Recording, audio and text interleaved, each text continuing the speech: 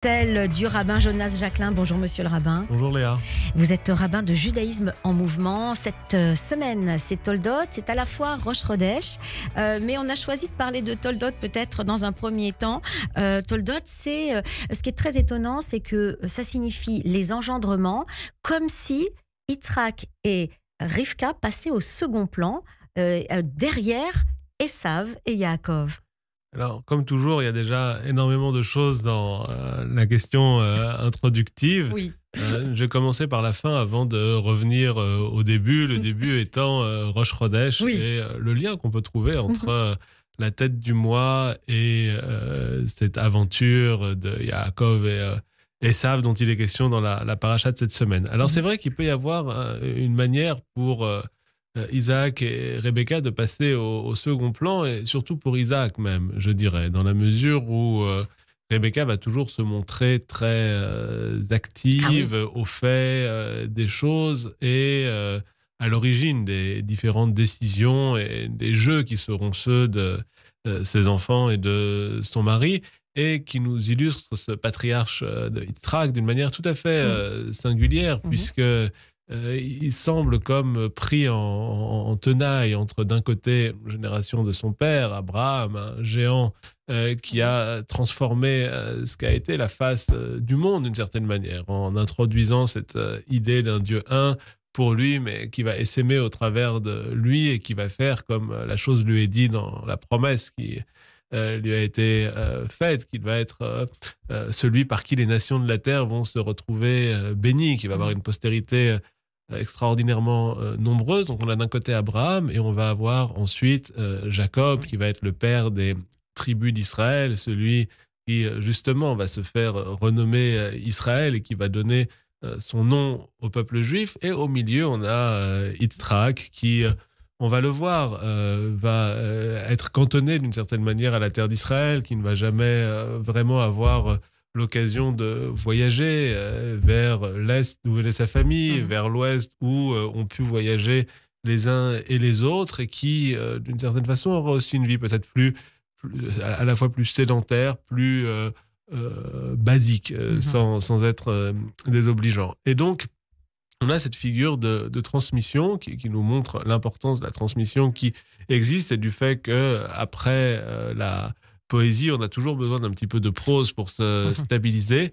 Mais effectivement, les parents vont d'une certaine façon passer au second plan pour faire ce qu'il y a de plus beau au monde, c'est laisser la place à ses enfants. On nous décrit souvent comme étant l'enfant d'un tel ou d'un tel, mais d'une certaine manière, quels sont nos mérites quand on évoque nos ancêtres? Eux ont pu faire de grandes choses, mais nous, qui sommes-nous? Alors que lorsque l'on parle de nos enfants, des mérites de nos enfants, on se dit qu'en tant que parents, en tant que vecteur de transmission, on a pu occuper une place, avoir un rôle. Et comme on dit, qu'est-ce que la couronne des anciens, à Teretz Kenim, Benevanim, leurs enfants et les enfants de leurs enfants. Et donc on a vraiment l'idée selon laquelle ici, quand on a le personnage de Isaac qui va d'une certaine façon être supplanté par l'histoire de ses enfants, on a quelque chose qui, en dépit de la difficulté qu'il peut y avoir, des moments durs qu'il peut y avoir dans cette paracha, et cette paracha dans laquelle il y a énormément de sentiments, énormément de violence intrafamiliale,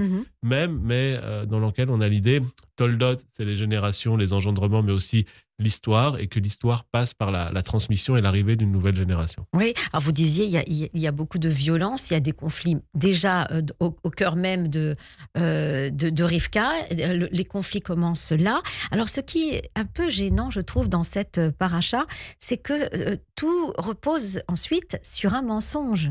Et ça gâche un peu, je trouve.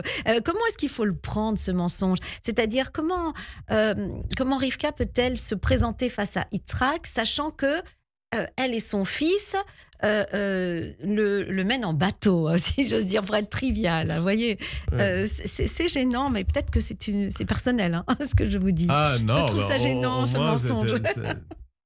Au moins, vous avez un attachement au émet, à la vérité. C'est quelque chose de plutôt positif. Pourquoi est-ce qu'elle ne dirait pas clairement Yaakov a a les moyens d'aller plus loin et elle a eu cette prophétie finalement. J'entends ce que vous dites. Et c'est vrai que pour comprendre ce que vous dites, il faut rappeler le fait que les deux enfants vont avoir des personnalités très différentes. On a un enfant, Esav, qui va être plutôt tourné vers l'extérieur, on dirait plutôt extraverti. On le raconte comme allant chasser dans les champs, comme étant quelqu'un de très dynamique, même au niveau physique. Alors que Yaakov, lui, sera... Yoshev Ohalim, il va être tourné vers l'intérieur, il sera plus introverti, pour reprendre des terminologies. Est-ce que c'est un faible? Est-ce que Yaakov est un faible? Alors justement, dans votre question introductive, vous parliez de Rosh Chodesh. Oui. Et Rosh Chodesh, on le sait, c'est le nouveau mois, c'est la néoménie, le moment où apparaît une nouvelle lune, et donc pour lequel le nouveau mois va commencer.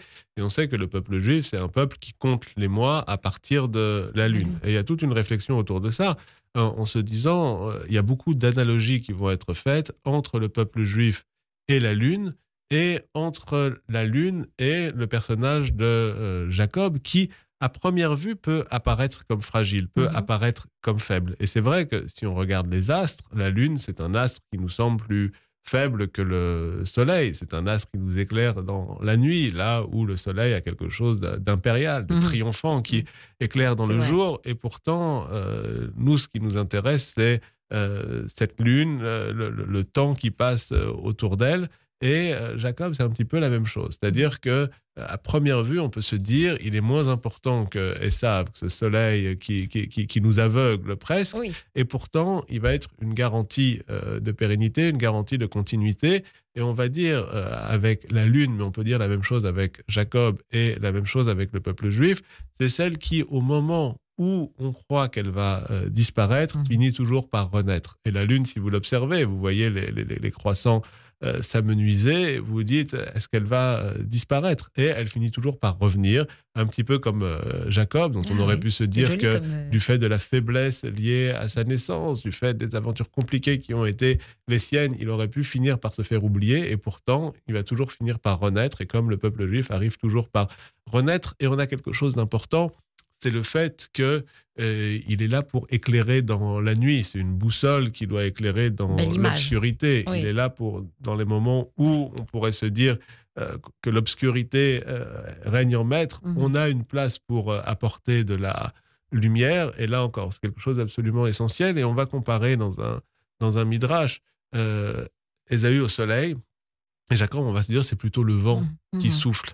Et si on n'avait que le soleil, si on n'avait que cette force primaire qui est celle de Ésaü, finalement, on finirait par tout détruire. Alors qu'avec ce souffle, ce rappel d'humanité, cette fragilité de Jacob, on a quelque chose d'absolument essentiel à la continuité. Et c'est ce qu'a pu percevoir Rebecca, Rivka, et qu'elle est capable de transmettre. Alors peut-être au travers de propos inexacts, mais la vie n'est pas toujours parfaite. Merci, monsieur le rabbin. Et poète ce matin également, hein. Vous êtes rabbin et poète avec cette paracha Toldot. Shabbat shalom à vous et on se retrouve la semaine prochaine. J'accepte les compléments d'où qu'ils viennent.